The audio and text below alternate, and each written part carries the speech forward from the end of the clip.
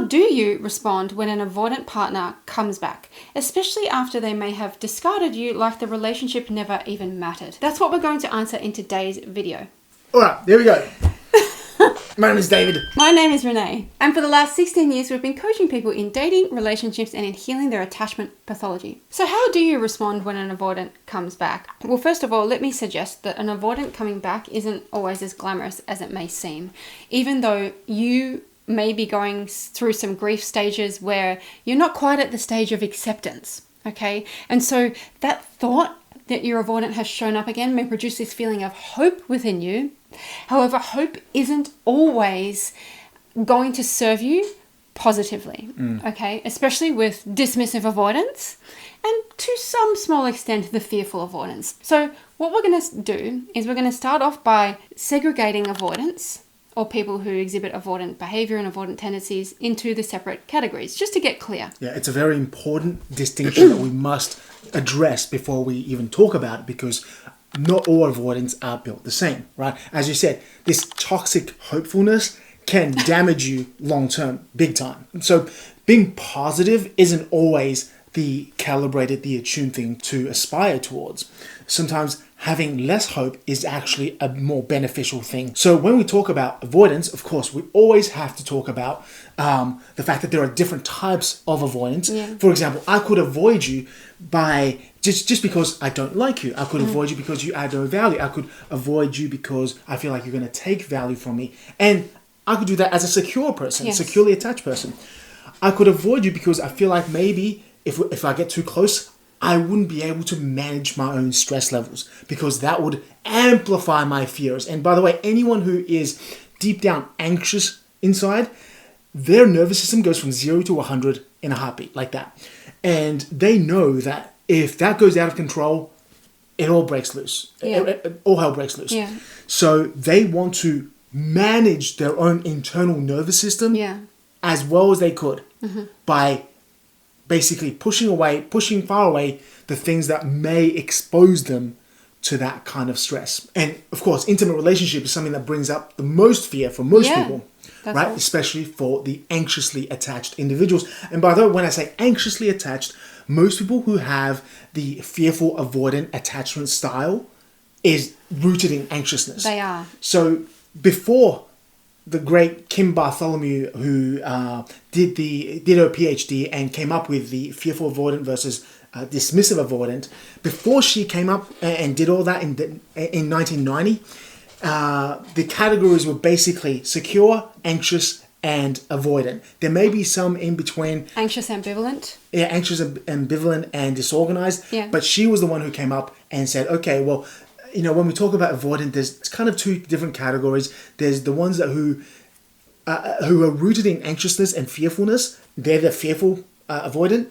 And then there's the other ones on the other extreme, the dismissive avoidant, the ones who are, you know, much further down the line of insecure attachment.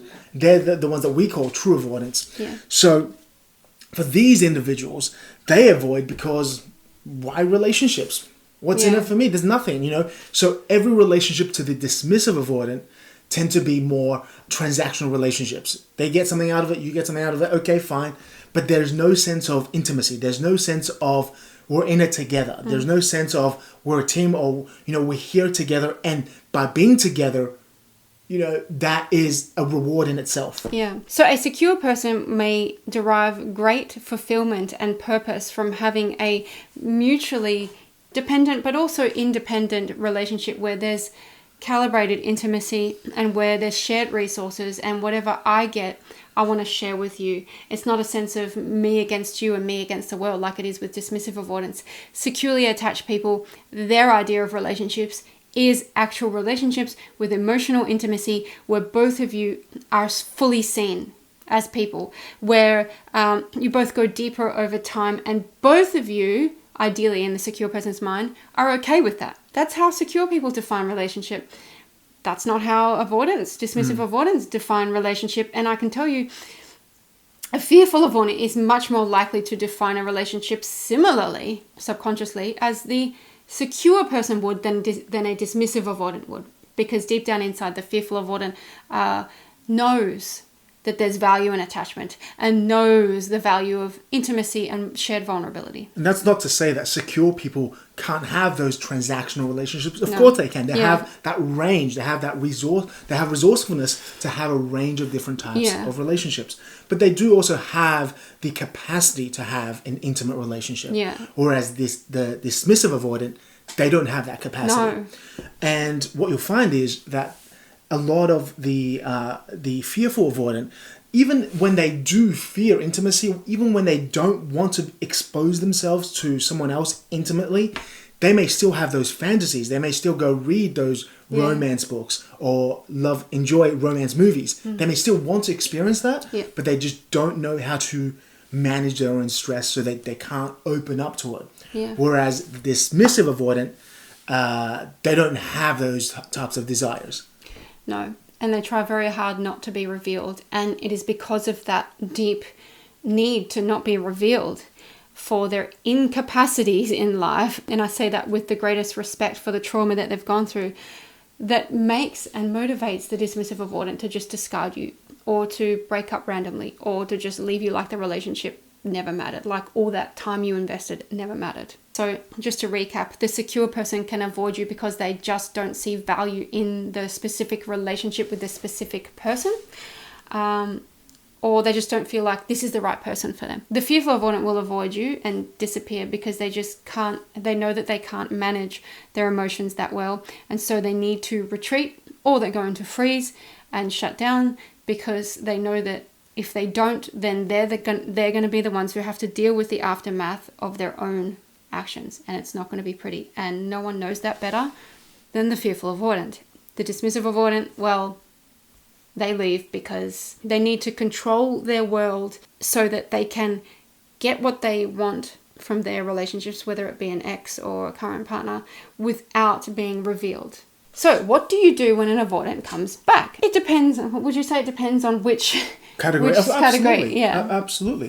For example, if a fearful avoidant comes back, there's usually a good reason, and they do want to connect. So a lot of fearful avoidants, they want, deep down inside, they want to heal. They want to get better. They want to be able to manage their own stress levels. So they may oscillate. They may bounce between being a bit too needy, then going avoidant, going back to too needy, and they just haven't found the right calibration. They haven't found the right way to regulate their nervous system. And I think it's a very good thing that they come back. So you want to give them that space to be safe. Yeah. You want to be that space of safety for them.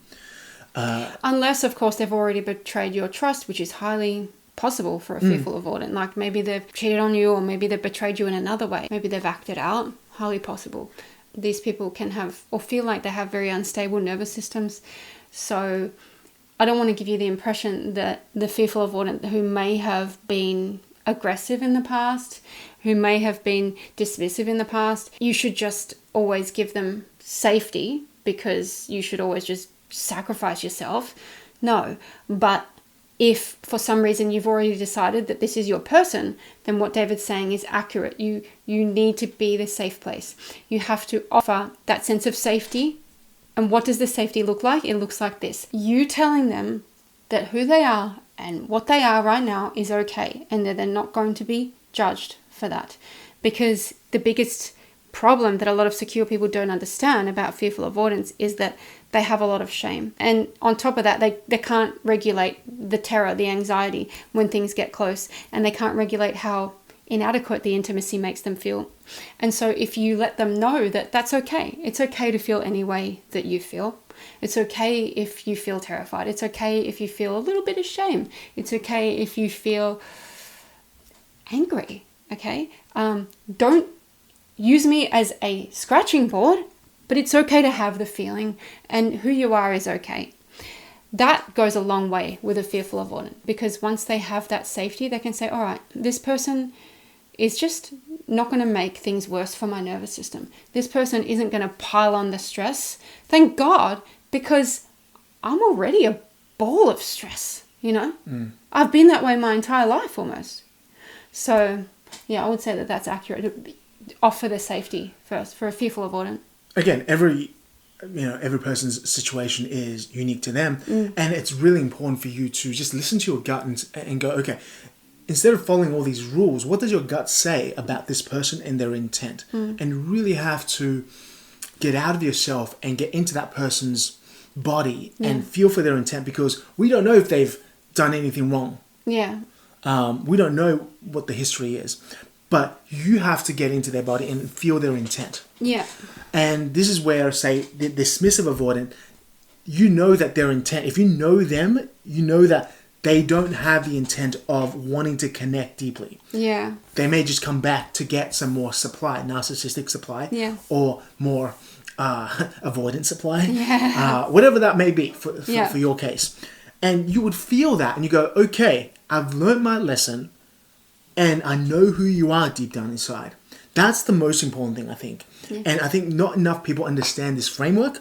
Not enough people understand these different attachment styles, which are really just patterns, nervous system patterns. And once you start to understand, you're automatic. I think you are wise enough to understand, to know which basket they fall into. I think once you understand these categories, you would know, because if you've spent a couple of months with someone, you'd know their nervous system. Yeah. To some extent. Yeah, you do. The only challenge here I would point out is that if you are anxious yourself, this lack that you've entered adulthood with, and I say that with respect again, is going to hold back your ability to see things as they are. Now, it's so easy for someone highly securely attached like David to see it. And I mean, we've been together decades, so I know you see things accurately. And that state is so hard for the truly anxiously attached or fearful avoidant person to see in a dismissive avoidant, because they're already coming from lack, and then their insecurely attached partner has left them or disappeared or discarded them. All of that lack compounds, and then it just collapses on top of each other.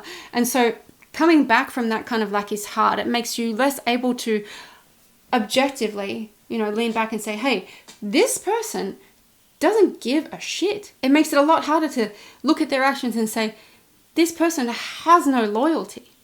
Because what you're seeing is signs of hope. What you're seeing is, oh, what they said that time, that means that they care. But here's the thing. Anyone can say anything using any words in the English language or any other language. Anyone can say that.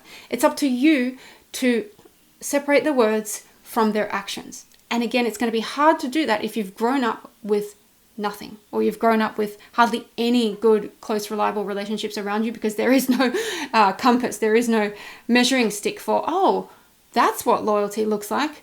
Oh, that's what true intimacy looks like. And when you don't have that compass, it's really hard. So how do you get that compass or that awareness? Well, you can speak to secure people. That's one thing you can do. But this is the point where I may ask you, as a securely attached person who I know you have a very clear idea on what a close, intimate relationship with loyalty looks like. And that never deviates. Like, it's so clear to you. Mm-hmm. But for a lot of these people watching who may not be secure, or who may be a little anxious or fearful avoidant, how do you objectively assess this person's intent? You know what I'm saying? Yeah, and there's no easy answer to this. Yeah. It comes down to experience. It comes down to understanding these frameworks that we teach. And it comes down to the fact that you just have to be attuned. And you will make mistakes. I make mistakes as well. And especially with people who are, say, very, very avoidant, so dismissive avoidant, they tend to try very hard to hide their intent. 100%. So then you have to assess their intent whilst they're trying to hide their intent. Yeah. And it's not easy. But at the end of the day, how you feel deep down inside matters. And what you want to do is you want to be very attuned to how they make you feel. Because they will, smart avoidants will try and gaslight you. Yeah. They always do. Yeah. They try and keep you in the dark. So your job is to stay attuned to your gut and go, something doesn't feel right here. Yeah. And if something doesn't feel right, your gut's probably... Yeah, you're probably right. Yeah. Yeah. And so you kind of need to remove yourself from the cycle of, maybe yes, maybe no, maybe they love me, maybe they don't. You have to remove yourself from the desire to get lost in that fantasy, the cycle of thinking, and look at, but is it true that I feel like they've actually abandoned me on more than one occasion? But is it true that they're rather cold? That's right. You know? So you want to ask yourself, has there ever been a moment where you felt really warm with them? Is that a real thing? Or is that just a fantasy that you've been playing over in your head? Yeah. Have they really wanted to connect with you for you? Or is it just a show? Is it just small talk? Yeah. There's a big difference. People who, when you talk to people who have an active interest in you, you'll feel that very differently to people who just ask you things, right? Yeah. Very big difference. So then you go, okay, have they really wanted to connect with me? Is that a real thing, or is it just a convenient thing? And those questions you have to ask yourself over and over until you arrive at a deeper answer. Yeah.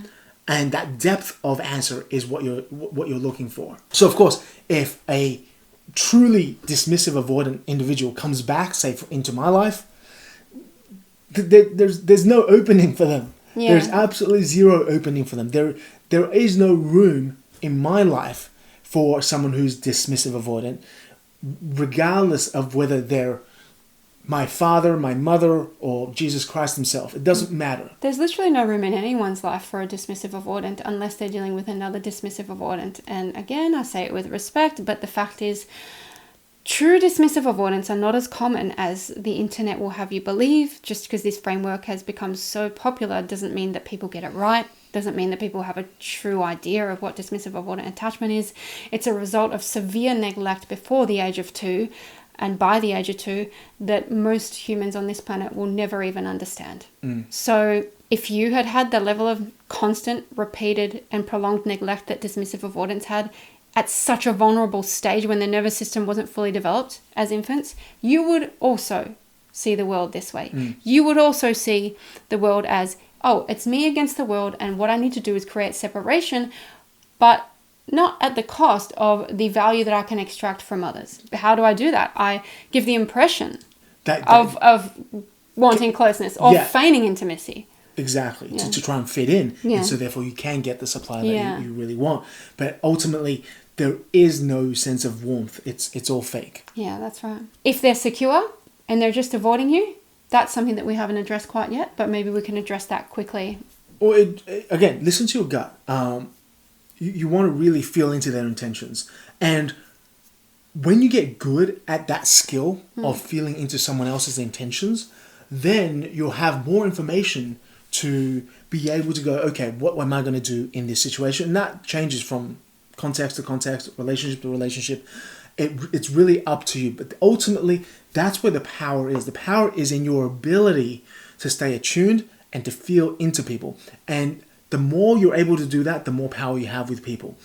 And by the way, in order to do that, you're going to have to get out of yourself. Yeah. Don't think of this as anything to do with you, as it is more about them and their habitual behaviors. Yeah. So remove yourself from the equation. A great way that I like to assess people's intent is to offer something of value first. Yeah. Something small. It doesn't mean very much. Offer something of value. It could be a compliment. As small as a compliment. It doesn't have to be, you buying them something, etc. It could be a compliment, and see how they respond and see if they're willing to engage you at that level. And that's how you stay attuned to where they're at and eventually be able to assess their intentions and assess who they are as a person, because we all have very different motivations. We all come with, and a lot of the times people like to kind of hide their intentions and hide their motivations behind pleasantries, behind small talk, behind their masks. And your job as a human being is to see through those masks. The more you're able to do that, the more power you have. Exactly. And then you'll know exactly what to do. Because you'll be calibrated to the situation. You'll be way more calibrated than someone on the other side of the world like me telling you exactly what to do. Exactly. So if you'd like more dating advice, you can go to my blog. It's had over 50 million visitors. It's thefemininewoman.com. We also have free quizzes that can help you establish how emotionally committed, if you're a woman, that your man is to you right now. So if you are a woman watching, go to Renee's links and find the quiz on how commitment friendly is your man. That will set things straight for you. Go through the quiz. It only takes a few minutes, and just read the explanation afterwards. We have a few more quizzes, but one of them is a free attachment styles quiz. In our unique quiz, you will get a score, a percentage score for where you sit on the attachment spectrum, and you'll get an explanation afterwards as well. Again, only a 3-minute quiz. And the email newsletters, the daily email newsletters that we send out every day, will also be of value to you moving forward in your dating life.